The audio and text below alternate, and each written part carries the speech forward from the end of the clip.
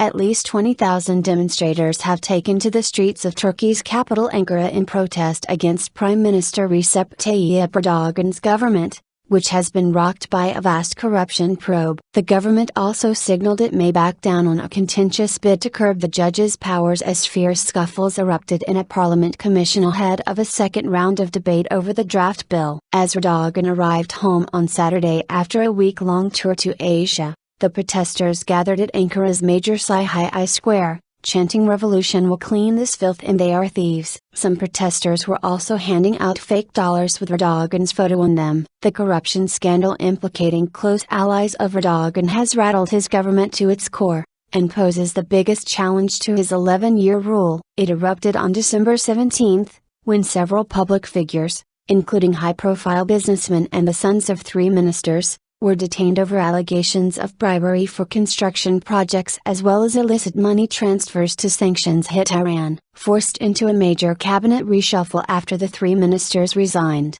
the Prime Minister has responded angrily to the probe, calling it a dirty plot to discredit his government. He repositioned hundreds of police chiefs in a major Persian has moved to curb the powers of the judiciary. Cleric blamed. Erdogan's government, in power since 2002, has accused loyalists of U.S. exiled cleric Fethullah Gulen, whose movement wields influence in the police and judiciary, of instigating the corruption probe. Lami Ozcan, one of the protest leaders, said the scandal shed light on the true face of both the government and the Gulen movement. "We are no way trusting the obsessive behavior of the judiciary." Pro-government Daily Sabah. The crisis has made it known to the public how those who abuse religion and faith, are fond of wealth, luxury and splendor, how they worship money and how they see bribery as their direction to Mecca, Ozcan said. Gulen was a major supporter of Erdogan's ruling AKP party when it first came to power in 2002, but the two have parted ways after the government moved to shut down a network of private schools run by the movement. Turkey's justice minister said the government may abandon a reform package which would give it more powers over the appointment of judges and prosecutors. If political party groups come together and reach a consensus,